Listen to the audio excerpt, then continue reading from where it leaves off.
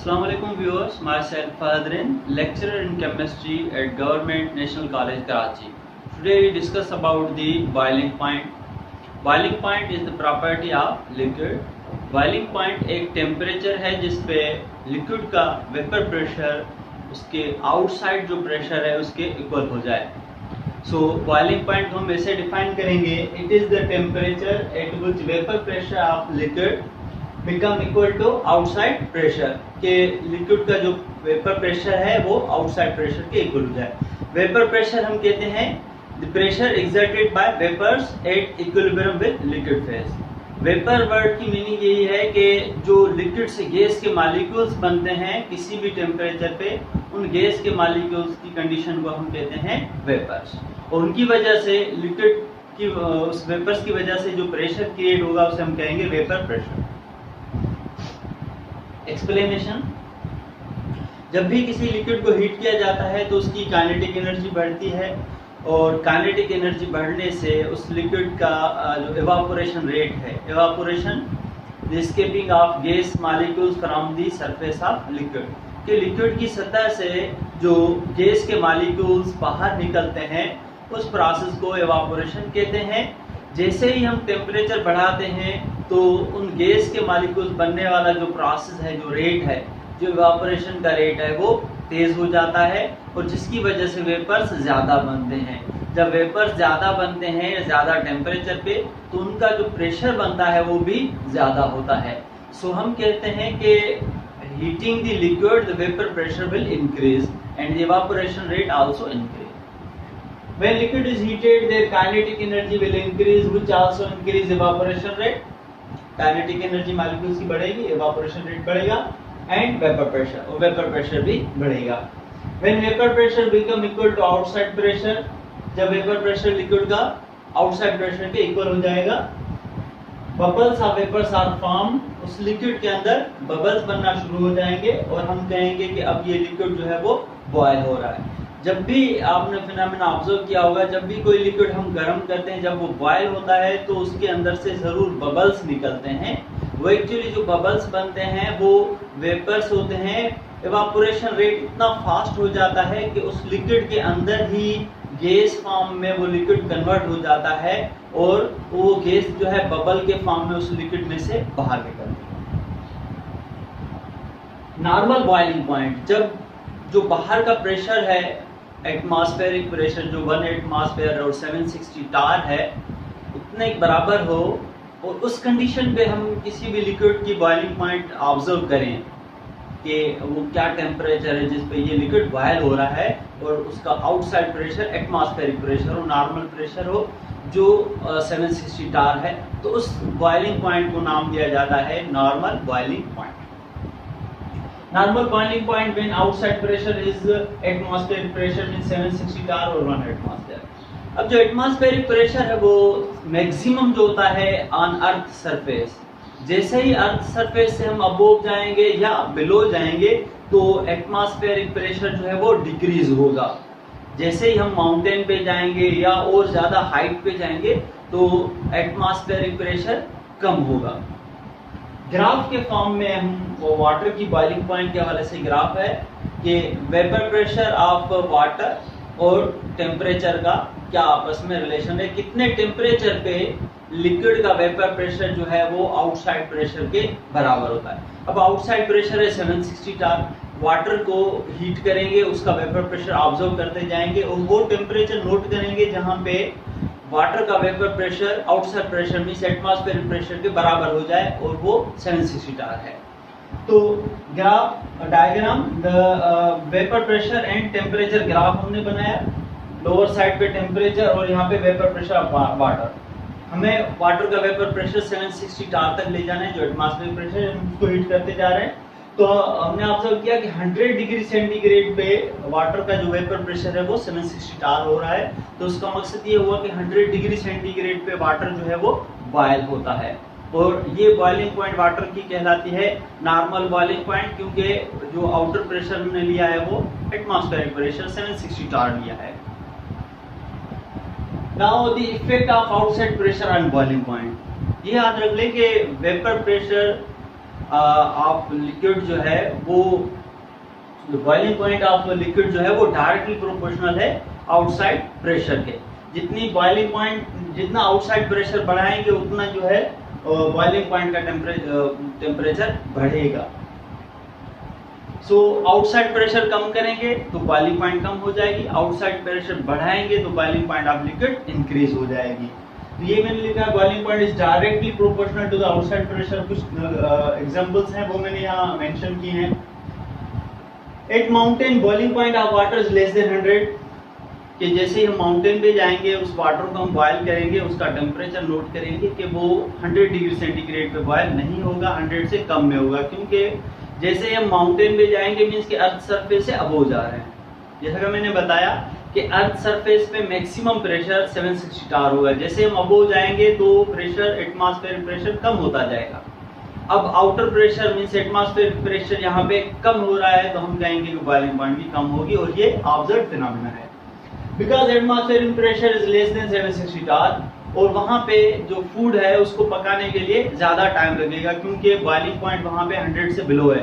पानी जो है वो इतना गर्म नहीं होगा, मींस 100 से उसका टेम्परेचर कम होगा, तो फूड भी जो है स्लोली कुक होगा, इतना फास्टर कुक नहीं होगा। दूसरा बॉइलिंग पॉइंट के हवाले और आउटसाइड प्रेशर के हवाले से, कुछ ऐसे लिक्विड होते हैं जिनको अगर हम नॉर्मल प्रेशर पे बॉयल करें तो वो डिकम्पोज हो जाते हैं, उनमें से दूसरे कंपाउंड बन जाते हैं, वो कंपाउंड अपनी असल हालत में नहीं रहता। फिर हम क्या कहते हैं कि ऐसे लिक्विड्स को बॉयल करने के लिए, बॉयल हम इसलिए करते हैं उसको कि फॉर एग्जांपल 2 से 3 लिक्विड हैं वो आपस में मिक्स्ड हैं, हम चाहते हैं कि कोई पर्टिकुलर को सेपरेट आउट करें विद हेल्प ऑफ बॉयलिंग, क्योंकि हर लिक्विड एक खास टेम्परेचर पे बॉयल होता है। तो ऐसे लिक्विड जो डिकम्पोज हो जाएंगे उनको नॉर्मल प्रेशर पे तो हम सेपरेट आउट नहीं करेंगे, और सेपरेट आउट करने को कहते हैं डिस्टिलेशन। तो उसको हम क्या करेंगे कि उसका आउटसाइड प्रेशर जो है वो रिड्यूस कर देंगे, ऐसे कंटेनर में डालेंगे, उसका जो आउटसाइड प्रेशर है वो कम कर देंगे। फॉर एग्जाम्पल एक क्लोज कंटेनर में हमने डाल दिया, इस क्लोज कंटेनर के अंदर से हमने एयर कम कर ली, पंप आउट कर ली सक्शन ट्यूब से, सक्शन पंप से, तो उसके अंदर प्रेशर जो हो गया वो 760 टार से कम हो गया। और जब प्रेशर कम होगा उसके अंदर तो वो लिक्विड जो है वो जल्दी बॉयल होगा, क्योंकि आउटसाइड प्रेशर मींस कि उस कंटेनर के अंदर जो हमने प्रेशर एडजस्ट किया है वो डिक्रीज कर लिया है।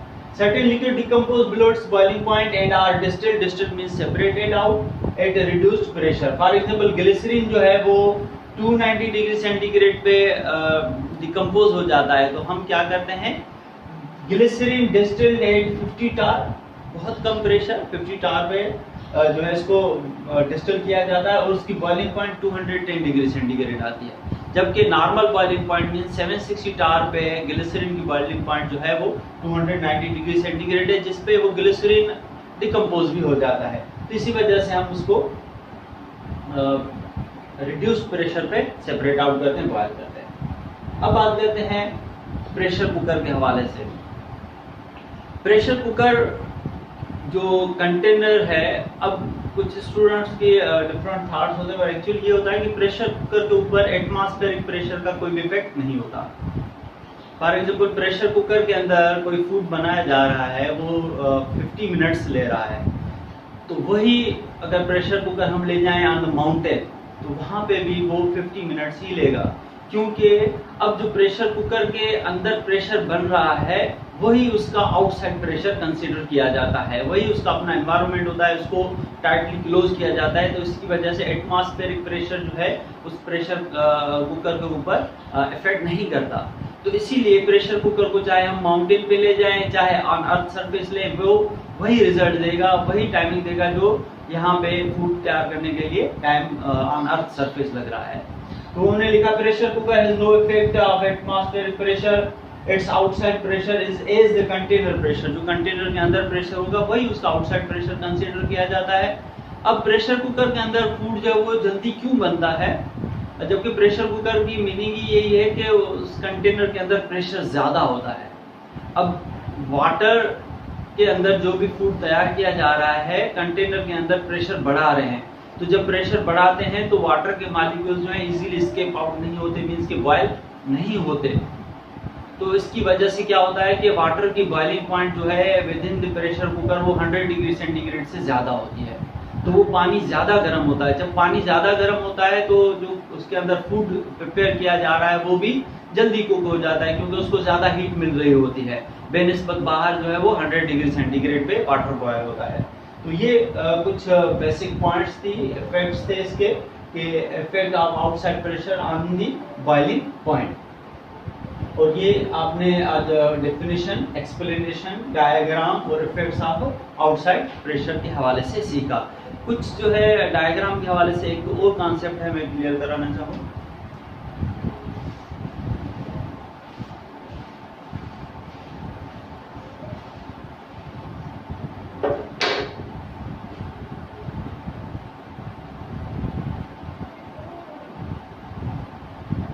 दो कंटेनर हैं, कंटेनर ए है, कंटेनर बी है। इसके अंदर 100 ml H2O है, इसके अंदर भी 100 ml H2O है।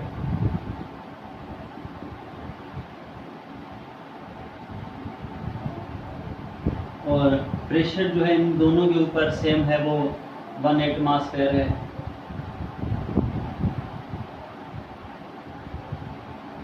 अब वाटर जो है 1 एटमॉस्फेयर प्रेशर है, तो वाटर 100 डिग्री सेंटीग्रेड पे बॉयल होगा।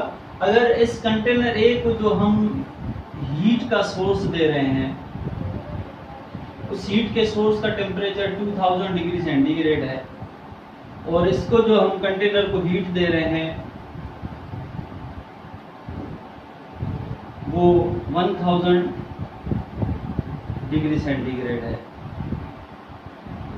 तो अगर कहा जाए कि कौन से लिक्विड का ज़्यादा टेम्परेचर होगा, लिक्विड ए का या लिक्विड बी का, तो ये आपने माइंड में रखना है कि ये दोनों एटमॉस्फेरिक प्रेशर 1 एटमॉस्फेयर पे है, तो दोनों 100 डिग्री सेंटीग्रेड पे ही बॉयल होंगे, चाहे हम उसको 2000 डिग्री सेंटीग्रेड हीट दें या इसको हम 1000 डिग्री सेंटीग्रेड हीट दें। क्योंकि जो हम एक्स्ट्रा हीट इसको दे रहे हैं 2000, 3000, तो एक्चुअली 100 डिग्री सेंटीग्रेड तक तो ये लिक्विड रहेगा। जैसे ही 100 से टेम्परेचर अबव जाएगा तो ये लिक्विड फॉर्म नहीं रहेगा। तो इसका मकसद ये हुआ कि लिक्विड फॉर्म में इसका मैक्सिमम टेम्परेचर जो आ सकता है एट नॉर्मल प्रेशर, तो वो इसका भी 100 डिग्री सेंटीग्रेड ही रहेगा टेम्परेचर एट बॉइलिंग, और इसका भी 100 डिग्री सेंटीग्रेड ही रहेगा एट बॉइलिंग। तो इस हवाले से आपने ये भी ऑब्जर्व किया कि लिक्विड की जो बॉइलिंग पॉइंट है वो सेम ही रहती है एटमॉस्फेरिक प्रेशर के हवाले से, चाहे हम हीट उसको ज़्यादा दें या कम दें। हाँ, इससे ये फर्क पड़ सकता है कि ये जल्दी बॉयल होगा, ये थोड़ा देर से बॉयल होगा इसकी निस्बत से। मगर जब दोनों बॉयल हो रहे होंगे लिक्विड, तो लिक्विड फॉर्म में इसका मैक्सिमम टेम्परेचर 100 होगा। जैसे ही टेम्परेचर बढ़ेगा तो वो इसकी जो सरफेस के लिक्विड मॉलिक्यूल्स हैं वो गैस फॉर्म में चले जाएंगे, तो वो फिर लिक्विड नहीं रहेंगे। इसी वजह से लिक्विड का टेम्परेचर 100 रहेगा। यहीं पे ये टॉपिक ख़त्म होता है। आई होप आपको मेरा लेक्चर पसंद आया होगा। अल्लाह हाफ़िज़।